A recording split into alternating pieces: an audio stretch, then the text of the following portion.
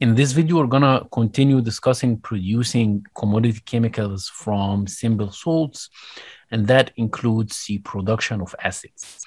One of the very major acids in industry is sulfuric acid. This graph here shows the world production of sulfuric acid in different countries, and we can see that despite the large-scale production of sulfuric acid, it remains in shortage compared to the capacity or needs for different industries for sulfuric acid. Sulfuric acid is by far the most important commodity chemical because it's used in the production of a lot of chemicals, starting from fertilizers. Different types of fertilizers require sulfuric acid in one or more of the steps of productions. It's also part of the production of a lot of other chemicals, including paints and titanium pigments like titanium dioxide, as we discussed earlier, in the sulfate process, in the production of detergents, resins, coatings, dyes, paper, water treatment, pharmaceuticals, and so on. And this list here shows the required concentration of sulfuric acid for different uses, from very dilute solutions that are typically used for batteries and electric utilities, moving up to 60-70% concentration for fertilizer production, 80% for copper leaching and production, 93% for phosphoric acid and titanium dioxide industries, and above 100% concentration for surfactants, nitrations in organic processes, and production of explosives and organic sulfonation processes. The manufacture of sulfuric acid is one of the oldest industrial processes that was discovered by the Persians more than 1,000 years ago. In the old days, sulfur was mixed in a glass container and burned in moist atmosphere, and the acid was collected and condensed from the condensed vapor. Later on, people started learning different ways to make it. In England, it was made in a lead chamber reactor, which allowed higher production rates. And later on, more and more improvements in the production rate were achieved as we understood the chemistry of the production step, using catalysts to improve the oxidation step of sulfur dioxide to sulfur trioxide in what we call the contact process. And this increased the yield from 70% to above 95%. Later on, BASF invented more catalysts to improve the contact process and decrease the cost. And that catalyst became much more dominant in the production due to its insensitivity to poisons and lower cost. In the 60s, Bayer introduced the so-called double catalyst or the double absorption process, as we will see. The raw materials for the production are sulfur, which can be produced from the Claus process, from hydrogen sulfide in natural gas. You take hydrogen sulfide, oxidize it with oxygen to produce sulfur and sulfur dioxide at low temperature. And the sulfur dioxide can be reduced back by reaction with excess hydrogen sulfide. That process requires alumina, titanium oxide, or iron oxide catalysts. And this flow chart here summarizes the process.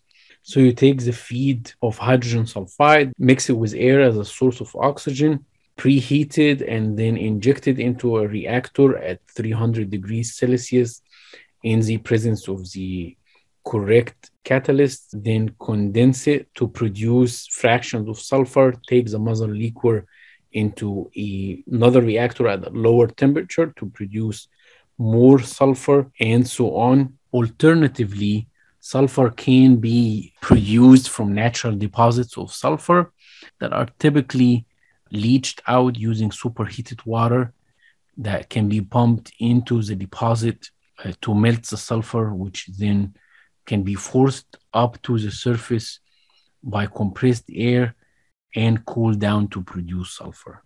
The manufacture of the sulfuric acid from sulfur goes through 3 different steps. The first one is going to be the oxidation of sulfur to sulfur dioxide. And then second step is going to be the oxidation of sulfur dioxide to sulfur trioxide. finally dissolving sulfur trioxide in water to produce sulfuric acid. Step one for the oxidation of sulfur, it can be done by just burning sulfur in air, which is going to oxidize it to sulfur dioxide. So that combustion step of sulfur is responsible for producing around 80% of the sulfur dioxide. Another 10% can be recovered from the metallurgic processes for producing different metals, and another 5% can be obtained from the regeneration of spent acids. The second step, which is the actual contact process, in which you oxidize sulfur dioxide to sulfur trioxide. However, this is an equilibrium reaction.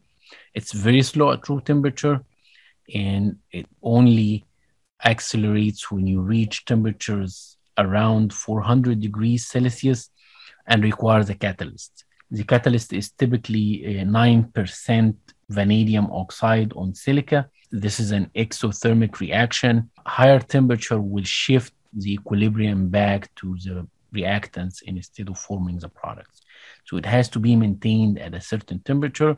That's why it's usually conducted in several steps, where you achieve degrees of conversion as you go through successive steps, and you have cooling stages between the different steps as you go through till you achieve 99.7% conversion at the end of the steps. Another advantage of having stages is that you can remove sulfur trioxide from the medium, which shifts the reaction to more completion. The last step is dissolving sulfur trioxide in water to produce the acid. However, you cannot add the sulfur dioxide to water directly to form sulfuric acid because it will polymerize. So you have to use acidified medium instead, so that the sulfur trioxide gas is going to dissolve by reacting with the sulfuric acid molecules to make the oleum that can be then decomposed into sulfuric acid by reacting with more water.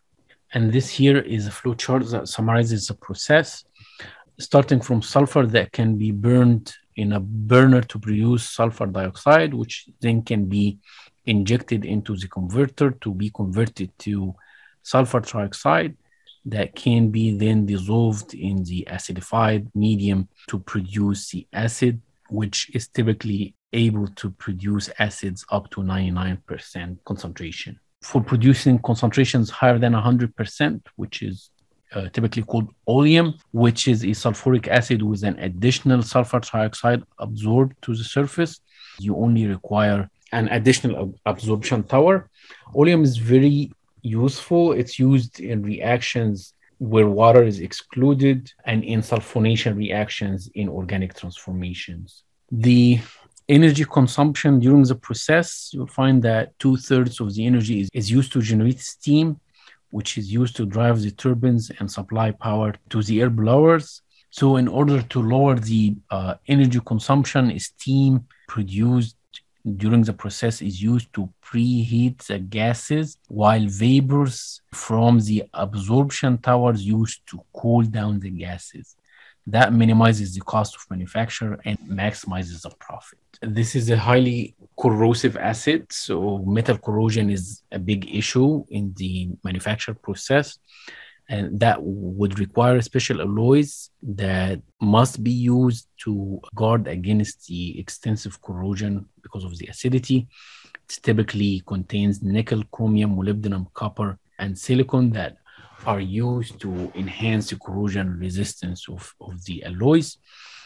Also, in terms of the corrosion process, the concentration of the acid matters, temperature matters, and the speed of the flow in the pipes and the equipment matters.